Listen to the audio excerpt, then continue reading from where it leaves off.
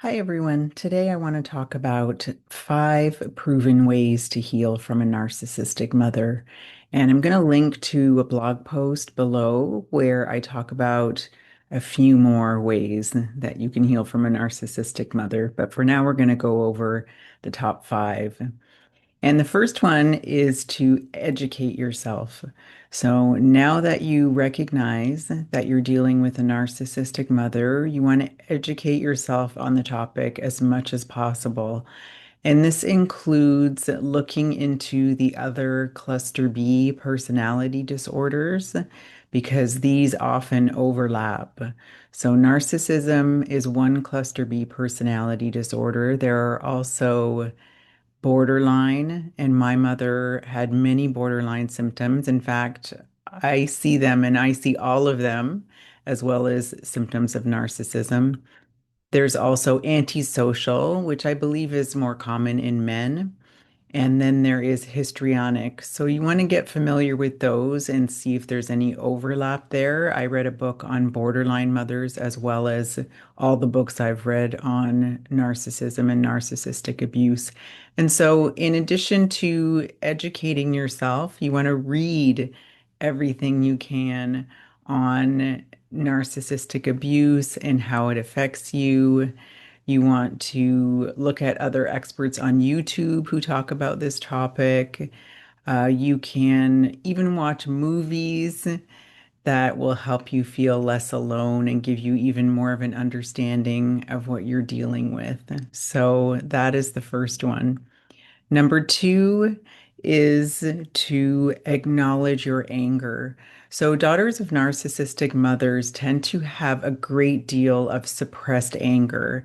And often, as you get into your middle years, you find that this is becoming chronic pain in your body, can even contribute to autoimmune. Some say cancer can be related to this, but it's that suppressed rage that you have towards your mother that you were never allowed to express and that you might not even be able to admit to yourself.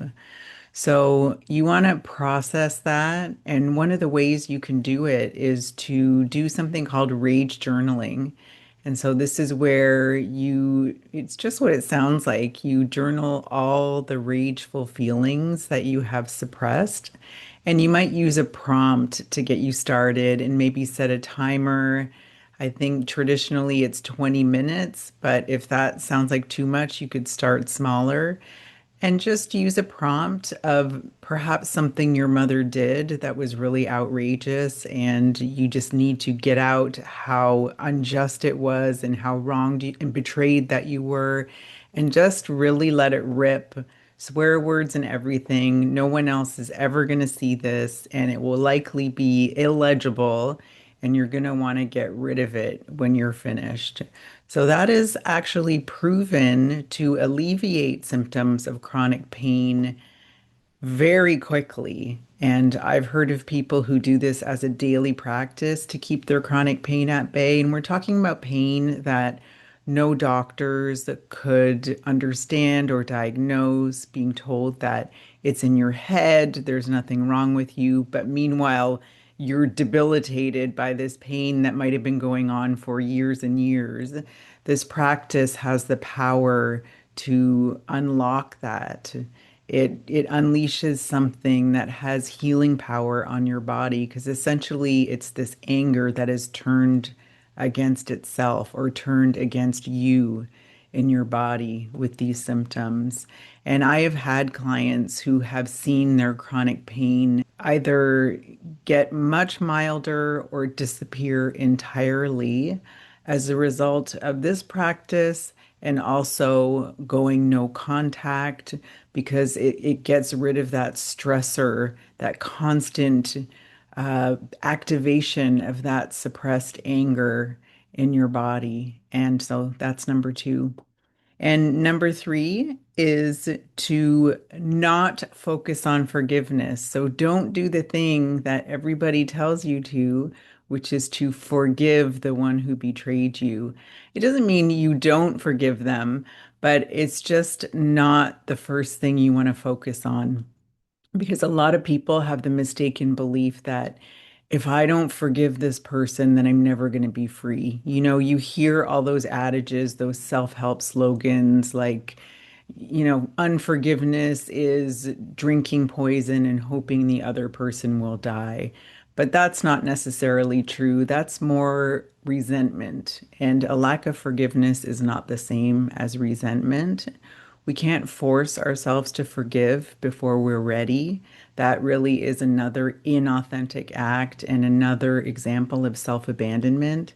So, pretending or forcing yourself to forgive before you have really processed all that anger and those unhealed emotions that your mother has created in you is not going to get you where you want to go. And it's important to tell the truth about what happened to you. Often when we're forgiving because we think it's going to help us heal, we're looking at our poor mother and all the things that she might have gone through. And truthfully, your mother, if she's a narcissist, has likely been regaling you all your life with all the hardships that she's had to go through without a lot of regard for what you have gone through, mostly at her hands, by the way. So you're so used to focusing on her already that this might seem kind of natural to have sympathy for her, to look at all her trauma, look at what she went through as a little girl. But now it's time for you to focus on yourself. So you want to give yourself all that sympathy that you might have been giving to your mother. And it's not at all to punish your mother. It's simply to have a cohesive narrative around what happened to you and start to turn that gaze that has been so focused on her, because that's the way she wanted it, and turning it back towards yourself. So if you want to forgive anyone at the beginning of your healing journey, forgive yourself. Because most of us who have grown up with narcissistic mothers, and when we make the realization of what we're dealing with, this is not just mother-daughter issues, this is someone with a personality disorder, and we've been banging our heads against the wall trying to get this person to understand us who never would. We are angry at ourselves for all the time that we wasted, or maybe how stupid I was, and this is really mean. You don't want to be so mean to yourself. You want to give yourself tons of grace and really forgive yourself for anything you might be holding against yourself, and know that you did the very best you could with the information that you had. And now that you have better information, you're going to do it differently. So forgiveness starts with yourself. And forgiveness for your mother might come later. It did for me. But when it came really naturally. It didn't come because I was trying. I believe it was a gift from God. I believe it was just something that was given to me when the time was right. And what it felt like was a real feeling of neutrality. So just a feeling, no trigger, no activation when I think about my mother, not even really sympathy, just not very much at all, just kind of bland when I think of her. Whereas before, I used to feel so many different things. I just don't anymore. And to me, that is a form of forgiveness. And number four, you want to be emotionally detached. So if you choose to stay in contact with your mother, because no contact is always an option, but if you choose to stay in contact with her, it's really important to remain emotionally detached. And this may feel phony, and it is a little bit, but it's absolutely necessary when you're dealing with a narcissist, because staying in contact with your mother, you're agreeing to something that is not and never will be a whole relationship. It's not going to be a fulfilling relationship. I would argue it's not really a relationship at all, but it is a choice that you've made.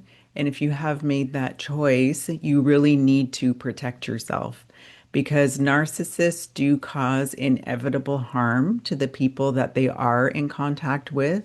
So you want to make sure that you are preventing that harm as much as possible by minimizing your reactions, not justifying your actions, not explaining anything that you do, basically not taking the bait when she puts it out.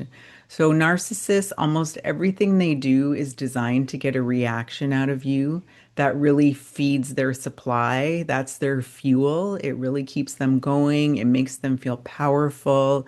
It gives them something that people like us who don't have that personality are not going to understand. So it can be very difficult to resist taking that bait. But if you remember one thing when you're dealing with your mother or anyone else who is narcissistic, it's don't react. Don't take the bait. Do not let them see your emotions. Turn it back on them. If they ask you something that is very activating because they know it's going to be, just drop it and turn it onto them. Ask them something about themselves. And this is not a game. You're not playing into their game, but you're merely using techniques that are going to maintain just a surface level sort of interaction without you getting hurt. You being able to leave that conversation with your well-being, mental, physical, and emotional intact. It is self-preservation. And the final proven way to heal from a narcissistic mother is that you need to prioritize yourself. So you have gone through your whole life prioritizing your mother. And as a result of that, you have also prioritized others. So the needs of other people have always come first in your life. And that started in early childhood when your mother forced you to mind her needs, be they physical, emotional, whatever, and forget about your own.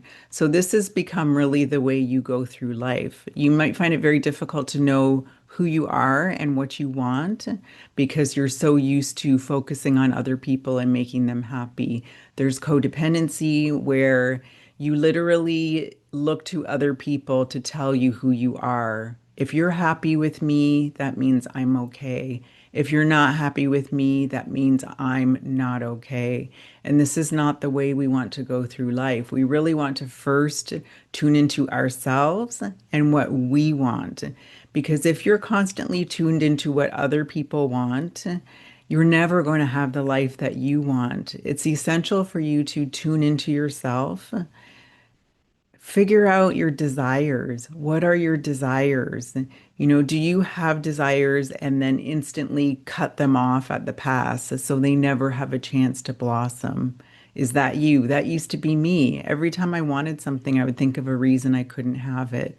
What if you allowed yourself to dream? What if you allowed yourself to say, actually, I do want that thing? And even if it's just that, that's the first step. This getting to know yourself and what you want is a huge part of healing. And the only way that you can do that is by really taking the time to get to know yourself. That means putting yourself first, not focusing so much on what other people think and say. And it doesn't mean that you're not going to care at all because you're a human being. Of course, you're going to care, but you're not going to let that dictate how you live your life. And this might be a big shift if you've grown up with a narcissistic mother. One of my sayings is you have to disappoint other people to avoid disappointing yourself. And this is something that comes up when we're setting boundaries. You have to be willing to disappoint other people in order to avoid disappointing yourself. If you want the life that you're meant to live, it is essential that you let other people down. And you can even reframe it so that your goal is to let somebody down every day or as often as possible in ways that allow you to have what you really want instead of always being the one to give in. So, those are my 5 ways to heal from a narcissistic mother. You can find more at the blog, which I'll link to below. And thank you again for listening.